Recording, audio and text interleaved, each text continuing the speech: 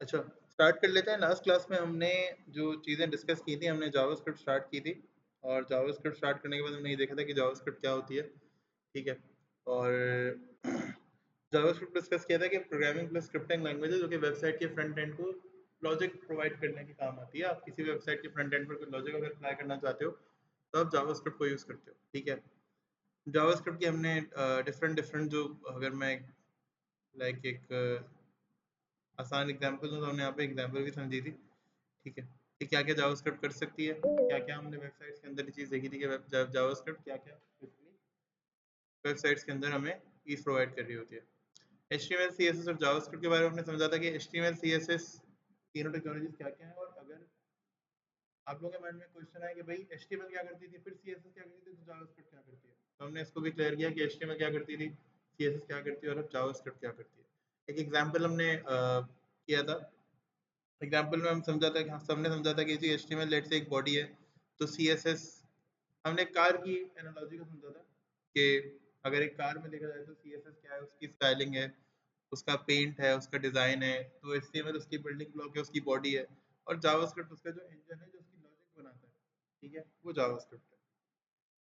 JavaScript लिखने के क्या क्या वेज हैं, जैसे हमने CSS में समझा था कि इंटरनल एक्सटर्नल और इनलाइन है, सेम जावास्क्रिप्ट में भी हमने इनलाइन और इंटरनल और एक्सटर्नल पे बात की थी। मैंने आपको एक्सप्लेन किया था कि इनलाइन एक्सटर्नल इंटरनल क्या होता है। जैसे यहाँ पे देखें, हमने इनलाइन के बारे में बात की कि बटन है, बटन के बाद एक एट्रीब्यूट है, एट्रीब्यूट ऑलरेडी बता चुका हूँ एट्रीब्यूट क्या होता है। एट्रीब्यूट है ऑन क्लिक का, और इसके अंदर हमने फंक्शन कॉल किया हुआ है अलर्ट का। तो ये बेसिकली इनलाइन सी जावास्क्रिप्ट। फिर हमने इंटरनल जावास्क्रिप्ट जो हमने लास्ट क्लास में खुद भी परफॉर्म की, अगर मैं यहाँ पे आपके सामने कोड ओपन करूँ तो ये इंटरनल जावास्क्रिप्ट जो हमने लास्ट क्लास में परफॉर्म की थी, कि आप क्या करते हो, अपनी बॉडी में स्क्रिप्ट का टैग ओपन करते हो, ठीक है, और उस स्क्रिप्ट के टैग के अंदर आप जावास्क्रिप्ट परफॉर्म कर रहे होते हो। जी हाँ? अच्छा, देख लेते हैं, हो गया। वालेकुम सलाम। थोड़ी जल्दी नहीं आ गई यहाँ? ओहो, जल्दी से मीटिंग ज्वाइन करें, बहुत कम टाइम है। मैं जब तक क्लास क्लास रिवाइज कर रहा हूँ, जल्दी से ज्वाइन करें, ठीक है। तो हमने जावास्क्रिप्ट को राइट करने के बेस भी डिस्कस किए। इसके बाद हमने डिस्कस किया कि जावास्क्रिप्ट एक्सटर्नल कैसे होती है, कि आप एक सेपरेट फाइल जावास्क्रिप्ट की बनाते हो, जब हमने जैसे हमने एक्सटर्नल CSS बनाना सीखी थी, सेम प्रोसेस जावास्क्रिप्ट में। इसके बाद हमने जावास्क्रिप्ट का फर्स्ट प्रोग्राम लिखा जिसमें हमने बेसिक जो है वो डॉक्यूमेंट में कैसे आप लेट से कोई लाइन प्रिंट कर सकते हो, वेलकम यूजर, हेलो यूजर, इस तरह की हमने लाइन लास्ट क्लास में प्रिंट करके देखी थी। इसके बाद हमने जावास्क्रिप्ट के आउटपुट मेथड्स को देखा था, ये चीज हमने भी डिस्कस की थी। अब यहाँ से हम स्लाइड्स को छोड़ते हैं और कोड की तरफ चलते हैं। तो अगर जो यहाँ पे देखें तो माय फर्स्ट प्रोग्राम में हमने पहला प्रोग्राम हमने लिखा था, और इसमें हमने क्या देखा था कि आप आउटपुट मेथड्स कैसे बनाते हो। मैंने आपको बताया कि बॉडी में आप लास्ट में जावास्क्रिप्ट का टैग ओपन करते हो, तो यहाँ पर आपको कोई भी HTML का कंटेंट जा सकता है, ठीक है, कोई भी आप जो भी आप अपना HTML का स्ट्रक्चर बनाओगे वो यहाँ जाएगा। सबसे एंड में आपने स्क्रिप्ट का टैग ओपन करना है, और उसके अंदर फिर आपने ये जावास्क्रिप्ट का कोड जो है वो, जो भी आपका लॉजिक है, जो भी आपने लिखाना है वो आपने यहाँ पे करना है, ठीक है। हमने 3 वेज पढ़े थे कि आप कौन से 3 मेथड यूज करते हुए आउटपुट यूजर को शो कर सकते हो। पहला था डॉक्यूमेंट डॉट राइट, ठीक है, सेकंड था अलर्ट, और थर्ड था कंसोल डॉट लॉग। तो 3 हमने मेथड समझे थे, ठीक है। उसके बाद हम नेक्स्ट टाइम गए थे तो हमने वेरिएबल्स को डिस्कस किया था। हमने लास्ट टाइम वेरिएबल्स को डिस्कस किया था कि वेरिएबल्स क्या होते हैं, कैसे काम करते हैं। वेरिएबल्स क्या होते हैं, वो ऐसे कंटेनर्स या ऐसे आप कह लो कि आइडेंटिफायर जिनकी वैल्यूज चेंज हो सके। मैंने आपको लास्ट क्लास में बताया था कि अगर हम नेम को एज वेरिएबल सपोज करते हैं तो क्या होता है, नेम की value time to time change हो रही होती है, ठीक है। अच्छा, नेम्स के साथ साथ अब नेम को डिफाइन करने का हमने दो, वेरिएबल को हमने डिफाइन करने के दो मेथड सीखे थे। दो कीवर्ड्स होते हैं जो आप वेरिएबल डिफाइन करने के लिए आप यूज करते हो। एक होता है ये var, और सेकंड क्या होता है, let।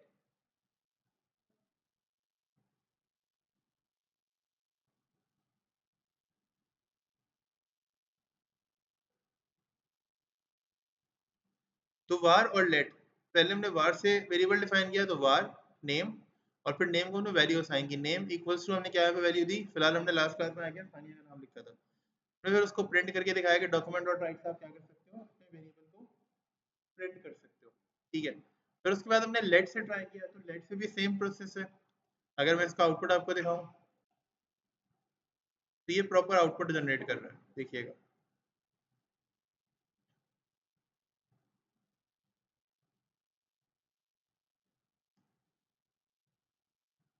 ये देखिए प्रॉपर आउटपुट जनरेट कर रहा है हमारे। आउटपुट में हमने ये नंबर प्रिंट किया तो 3 नंबर प्रिंट हुआ। इसके बाद हमने लास्ट क्लास में डिस्कस किया कि कॉन्स्टेंट्स क्या होते हैं। आपको याद होगा मैंने बात की थी कि कॉन्स्टेंट्स क्या होते हैं। ऐसे ऐसे आइडेंटिफायर या ऐसा कंटेनर या ऐसी कोई चीज जिसकी वैल्यू चेंज नहीं हो सकती।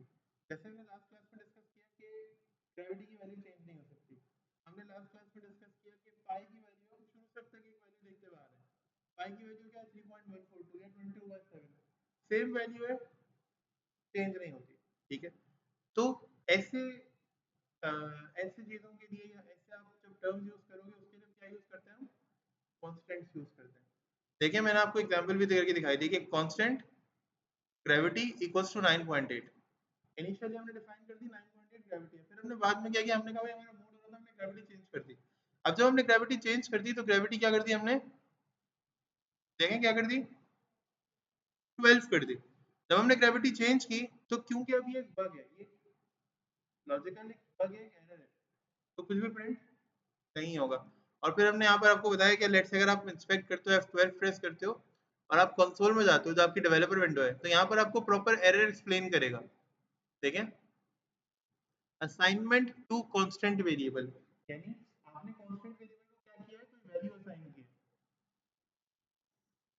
जबकि कांस्टेंट वेरिएबल को कोई वैल्यू असाइन नहीं कर सकते।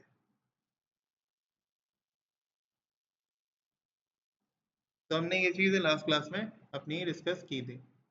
फिर डेटा टाइप्स के बारे में बात की कि अलग अलग टाइप का डेटा अलग अलग टाइप की टाइप्स लेकर आता है। हर डेटा की एक टाइप होती है। हमने लास्ट क्लास में बहुत कोई आउट ऑफ द बॉक्स बहुत अलग एग्जांपल के साथ समझा भी था कि आप क्लास से बाहर अगर लेट्स से किसी चीज को डिस्कस कर रहे हो, ठीक है, और फॉर एग्जांपल हमने एक मिसाल दी थी कि फॉर एग्जांपल एक वाटर बॉटल के अंदर अगर हम ट्राई करें हम राइस पढ़ दें, ठीक है, हमें खाना खाना है, हमने ट्राई किया कि वाटर बॉटल के अंदर हमने राइस पढ़ दिया, तो क्या हम खा सकते हैं? तो आप में से कुछ लोगों ने जवाब दिया कि ये लॉजिकली करेक्ट नहीं है। लॉजिकली क्या होता है, हम प्लेट्स यूज करते हैं, ठीक है ना, और ड्रिंकिंग के लिए क्या यूज करेंगे हम, पीने के लिए ग्लास, बॉटल, थर्मस ऐसी चीजें यूज करेंगे। और अगर हमें कोई चीज खानी है, ठीक है, if you want to eat something, तो हम क्या यूज करेंगे, हम कोई कंटेनर, कोई बॉक्स, ऐसे ही है, ठीक है, कोई प्लेट होगी, कोई बोल होगा, तो ये सिनेरियो, ठीक है। तो हमने ये टूल्स लास्ट क्लास में डिस्कस किए थे, इंटीजर्स, स्ट्रिंग्स, फ्लोट, या फिर हमने बुलियन एक्सप्रेशन यूज किया था, ठीक है। और साथ ही साथ हमने क्या किए थे, यहाँ पर अरिथमेटिक ऑपरेटर्स यूज किए थे। लास्ट क्लास तक सब कुछ क्लियर है? कुछ पूछ लें अगर कुछ पूछना चाह रहे हैं तो। जी, कुछ नहीं, सब क्लियर है। अरिथमेटिक ऑपरेटर्स तो हमने लास्ट क्लास में डिस्कस किया था। आज की क्लास में जो हम डिस्कस कर रहे होंगे फर्दर,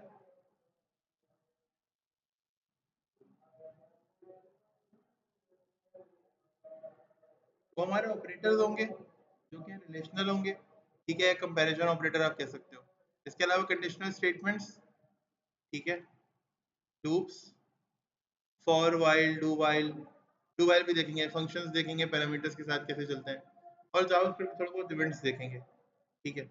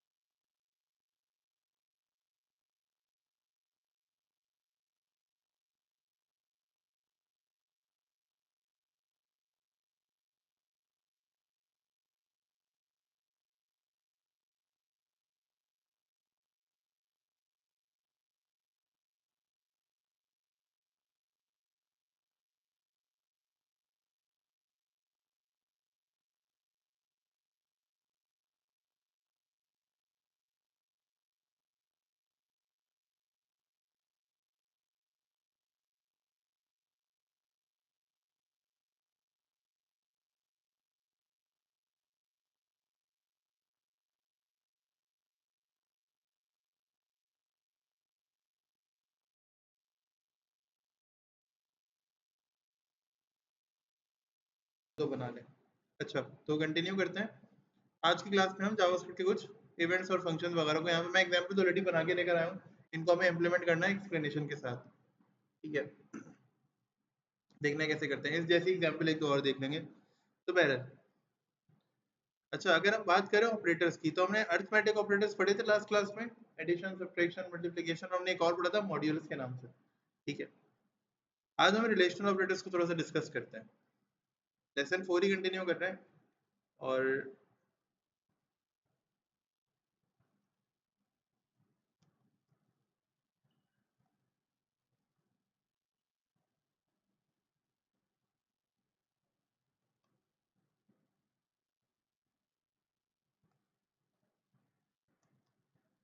ऑपरेटर्स.html,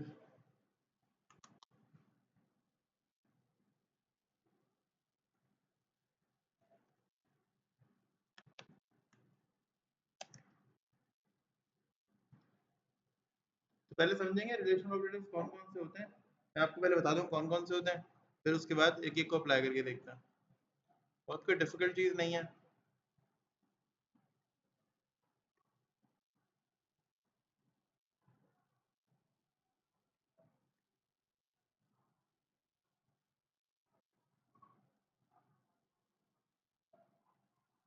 अच्छा, तो लेट्स से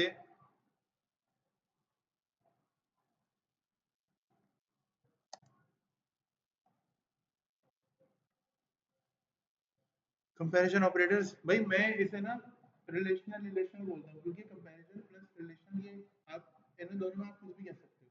ठीक है, लेकिन मेरे जबान पे रिलेशन का वर्ड चढ़ा हुआ है, तो आप कंपैरिजन बोले रिलेशन बोले मसला नहीं है, एक ही टाइप होती है ये, एक ही ऑपरेटर्स होते हैं। साथ में लिख देता हूँ।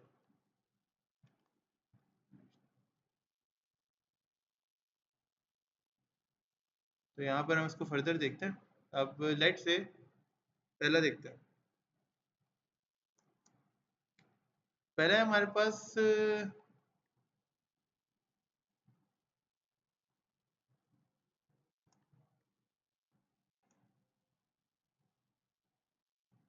कैसे ग्रेटर देन। क्या है पहला? Greater than. ये ग्रेटर देन ऐसा होता है, ठीक है, इस तरह का ट्रायंगुलर ब्रैकेट है, क्लोज वाला जो साइन होता है। आप लोगों ने बचपन में पढ़ा होगा स्कूल के अंदर ही, लाजमी तौर पे। नेक्स्ट हमारा क्या होता है? Less than. ऐसे ही है। अब इसके बाद क्या आता है हमारे पास? अच्छा, क्योंकि जाहिर है मैंने यहाँ पे वीएस कोड के अंदर पहले भी ये टॉपिक्स, ऑब्वियसली बात है, मल्टीपल स्टूडेंट्स को पढ़ा चुका हूँ, तो इसको पता है कि मैं भी एक बार क्या पढ़ाने वाला हूँ। तो यहाँ पर लिखा हुआ आ रहा है ग्रेटर देन और इक्वल टू। तो ग्रेटर देन और इक्वल टू इस तरह लिखा जाता है। ठीक है, पहले ग्रेटर देन का साइन लगता है, साथ में इसके इक्वल टू का साइन लगता है। नेक्स्ट होता है लेस देन और इक्वल टू। देखें, लेस देन का साइन लगता है, साथ में इक्वल टू का साइन लगता है। उसके बाद हमारे पास एक और आता है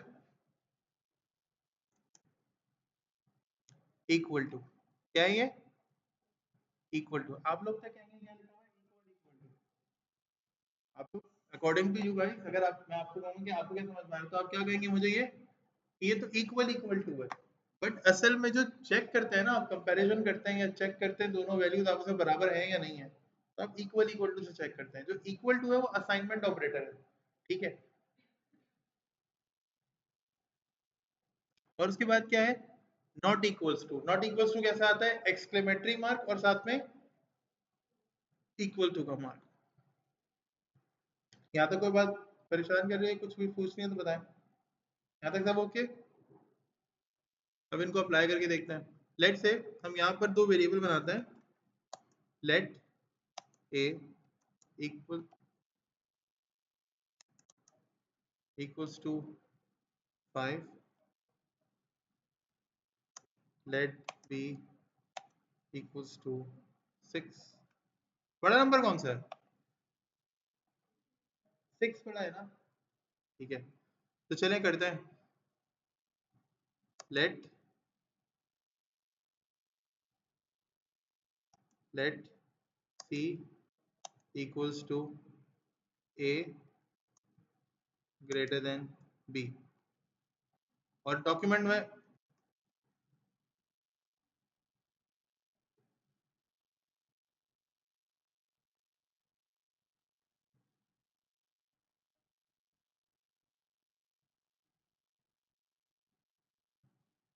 प्रिंट करके देखते हैं इसको,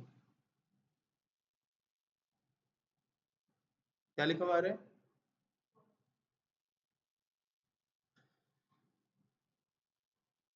ए इज ग्रेटर देन बी, तो क्या वाकई में ऐसा है? हो सकता है is A greater than B? हाँ, नो, ठीक है। तो लेट्स से मैं स्टेटमेंट पास की A is greater than B, तो आप लोग क्या कहेंगे, ये स्टेटमेंट क्या है?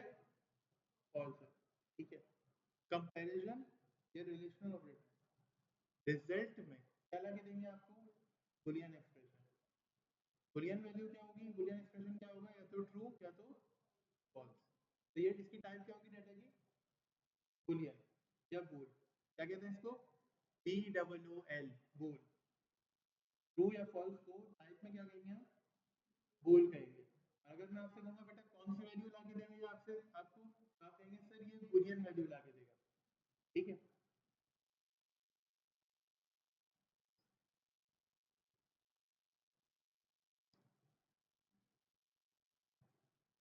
अच्छा, लेट्स से मैंने कहा भाई ए इज लेस देन, अब क्या रिजल्ट होगा? ट्रू। मैंने कहा जी ग्रेटर देन और इक्वल टू, फिर क्या रिजल्ट होगा? फॉल्स। सर ये ग्रेटर देन और इक्वल टू का मतलब क्या होता है?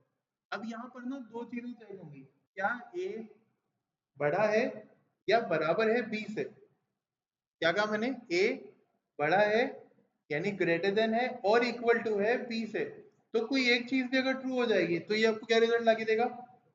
ट्रू। अगर कोई एक भी कंडीशन ट्रू हो जाएगी, लेट्स से ए टू से बड़ा तो नहीं है लेकिन ए और बी बराबर है, ए और बी, ए बी से बड़ा तो नहीं है लेकिन ए और बी क्या है आपस में इक्वल है, तो क्या आंसर दे देगा ये? ट्रू दे देगा, हाँ बिल्कुल। ए इज ग्रेटर देन और इक्वल टू बी में क्या करेगा? ट्रू दे देगा। क्यों?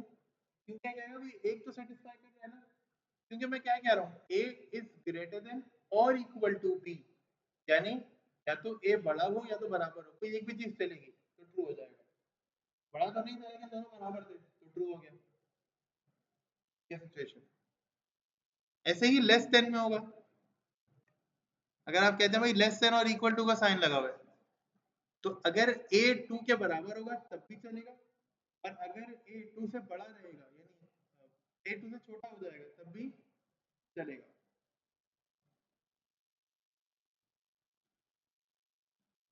अब देखें, अब क्या ए टू से छोटा है, बी से छोटा है? ए बी से छोटा है या बड़ा है? बड़ा है, और बराबर भी नहीं है, दोनों कंडीशन फॉल्स हो गई। अच्छा अब क्या हो रहा है, दोनों आपस में क्या है? अब देखें कंडीशन क्या हो गई? ट्रू हो गई। क्यों? क्योंकि ए बी से बड़ा तो नहीं है ना, छोटा है। मैंने कहा था ए बी से छोटा होना चाहिए, लेस देन है, तो छोटा तो नहीं लेकिन बराबर है, तो कोई एक कंडीशन तो सेटिस्फाई हो रही है ना, तो ट्रू प्रिंट होगा। अच्छा, फिर मैंने कहा भाई ये चेक करो क्या ए और बी आपस में इक्वल है? हाँ, बराबर है। अच्छा, अच्छा ये चेक करो क्या ए और बी आपस में नॉट इक्वल है? नहीं, ए और बी नॉट इक्वल टू नहीं है, यानी ये दोनों बराबर है, नॉट इक्वल टू नहीं है, यानी आपस में अलग अलग वैल्यू नहीं है, वैल्यू सेम है।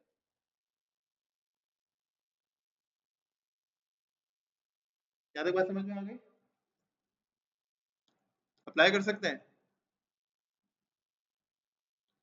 चलिए आप कहते हैं कि सर ये कहाँ पर अप्लाई होगा प्रैक्टिकली, ठीक है तो ट्राई करके देखते हैं। फॉर एग्जांपल आपके पास कोई यूजर आता है, अब आगे मैं एक फाइल बनाता हूँ, हम कंडीशनल स्टेटमेंट की तरफ चलते हैं, इसी से चलेंगे, ठीक है। हमने कहा कि भाई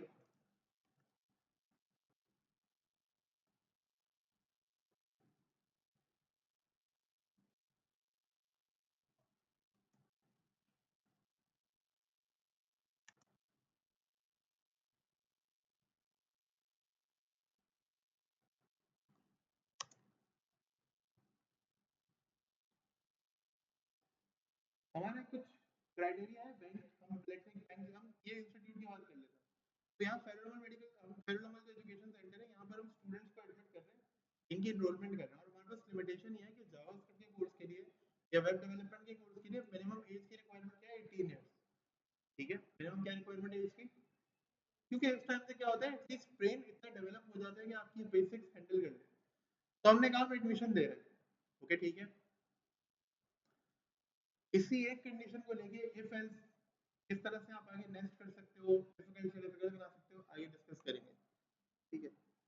तो हम एक एडमिशन डेस्क पे जो ये बस आप बैठे होते हैं ना, इनका पूरा सिस्टम बनाएंगे कि ये यूजर से किस तरह से इंटरेक्ट करते हैं, इनको उठा के जावास्क्रिप्ट लगा दें, काम हो जाएगा, ठीक है। तो लेट्स से यहाँ पर मैं आया और मैंने कहा कि सबसे पहले जो यूजर आएगा ना उसका मुझे नेम चाहिए। और नेम कैसे चाहिए, यूजर इनपुट देगा जावास्क्रिप्ट के प्रोग्राम में, यूजर इनपुट देगा। तो मैं क्या करूंगा, देखें, let let name equal to, input कौन देगा मुझे, यहाँ प्रोग्राम में इनपुट नहीं लिखूंगा मैं, कौन देगा, यूजर देगा। तो देखें, let name equals to PROMPT, ये प्रॉम्प्ट कहीं सुना है इसका नाम, कहाँ सुना है, चैट जीपीटी और एआई में सुना होगा। प्रॉम्प्ट देते हैं ना हम लोग एआई को, बेसिकली हम उसको इनपुट देते हैं, बताते हैं भाई ये करना है, इससे काम करो, ऐसे ये मुझे बताएगा भाई ये मेरा नाम है। मैंने कहा प्रॉम्प्ट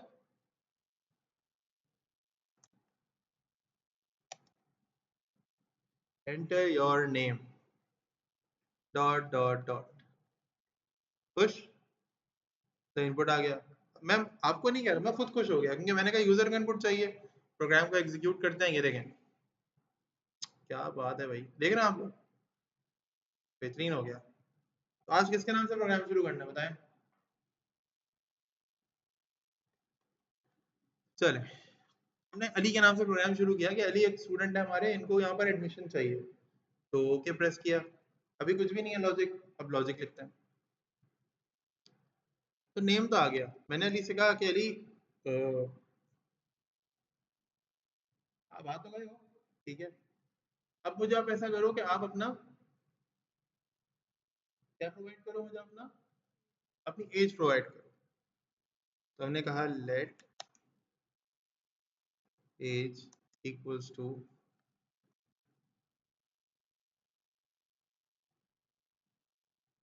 प्रॉम्प्ट, और मैंने कहा डेयर, और कोड क्लोज कर दिया। यहाँ पे नेम का इनपुट दूंगा, मैंने आपको कॉन्केटिनेट करना सिखाया था, याद है कॉन्केटिनेशन, ये डेयर अली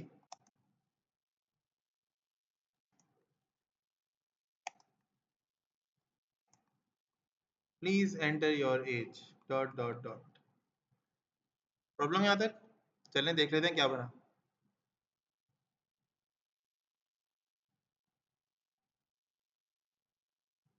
तो ये प्रोग्राम हमारा लोड हो रहा है,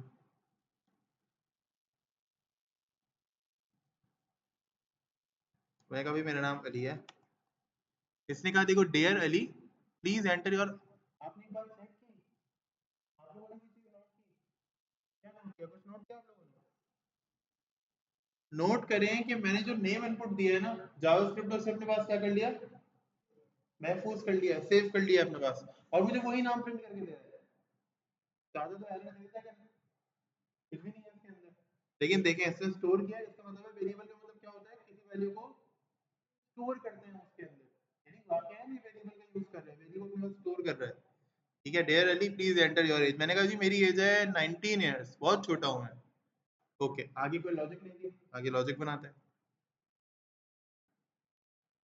अब मैंने कहा अगर तो इफ, क्या कहा मैंने, इफ एज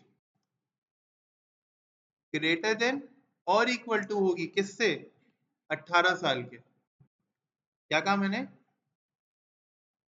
अगर, यानी इफ का मतलब क्या होता है, अगर, मैंने कहा अगर तुम्हारी एज ज्यादा हुई या बराबर हुई किससे, 18 से, यानी 18 ईयर दिए लॉजिक, 18 ईयर चल रहा है, तो फिर सब कुछ करके दे रहा है ये, तो आगे बच्चे खुद ही समझ जाएंगे कि मैं क्या बताना चाह रहा हूँ।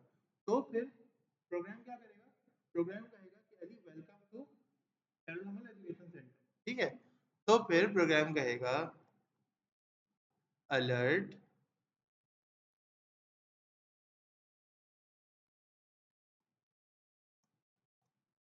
Welcome r dot slash dot mister या miss this you are eligible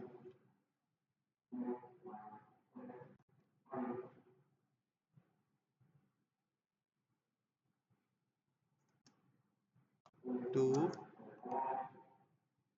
हम शॉर्ट फॉर्म रख रहे हैं KEC रख रहे हैं, पैरानॉर्मल एजुकेशन सेंटर KEC, ठीक है।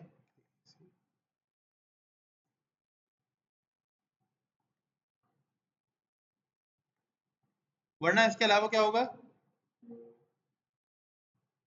मोहसिन, मैं चाहता हूँ कि अगर उसकी एज 18 या उससे ज्यादा हो तो वो वेलकम का स्टेटमेंट हमने बता दिया इसको, ठीक है।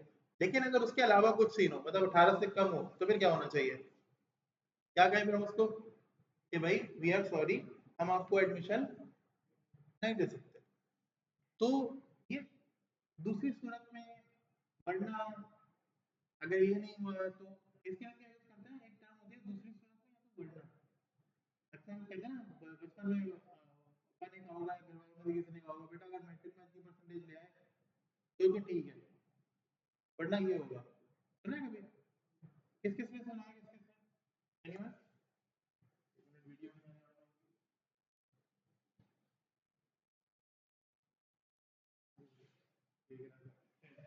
किस किस ने सुना होगा ये, अगर मैट्रिक में अच्छी परसेंटेज नहीं आई तो अगर आई तो ये हो जाएगा, वरना कुछ सुना है, वरना नहीं सुना है, नहीं सुना है ना। मोस्ट ऑफ ने सुना होगा, ठीक है।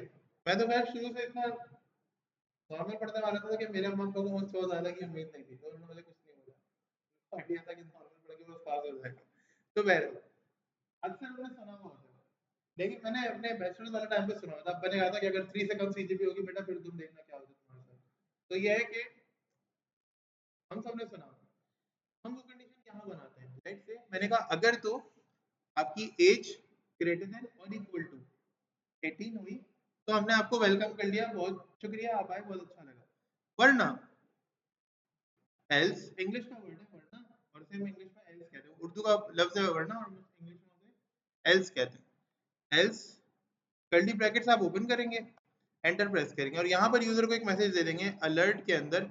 अलर्ट भी हमारा आउटपुट का एक मेथड है, हम पहले भी यूज कर चुके हैं, लास्ट क्लास में भी यूज करके देख चुके हैं।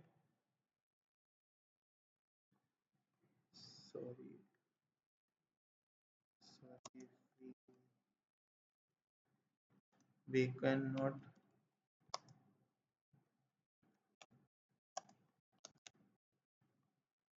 हम आपको एडमिशन ऑफर, और अपने हमने 3 फुल स्टॉप यहाँ पूरे कर दिए। चलें अब देखते हैं, हमने एक छोटा सा जो है ना वो इसको ऑटोमेट किया है, कैसे चलता है ये। ओके मेरा नाम बदल गया है, अब मेरा नाम हैदर है। इसने जबरदस्त, आप देख रहे हैं इसने नया वाला नाम भी मैनेज कर लिया। Okay dear Haider thank you, और अब आप अपनी एज एंटर करें। मैंने कहा जी मेरी एज है 21, 21 ओके, आपकी एज है 21 है। अच्छा देखें ये कह रहा है कि भाई वेलकम मिस्टर और मिस हैदर टू, क्यों, क्योंकि मेरी एज क्या थी, 18 से ज़्यादा थी। अब एकदम से मुझे एहसास हुआ कि नहीं यार मेरी एज तो बहुत कम है, या कोई नया स्टूडेंट आया यहाँ पे, ऐसा ना है कोई, और उन्होंने अपनी एज डाली 15 years. Oh my God, sorry, हम आपको एडमिशन ऑफर नहीं कर सकते। यही कुछ इंटरेस्टिंग लगा आप लोगों को, नहीं लगा, लगा, ठीक है। तो 15 मिनट बाद में यहीं मिलेंगे, ठीक है। मीटिंग का टाइम भी फाइनल वाला होगा, मैं मीटिंग को फिलहाल क्लोज कर रहा हूँ और रिकॉर्डिंग भी स्टॉप कर रहा हूँ।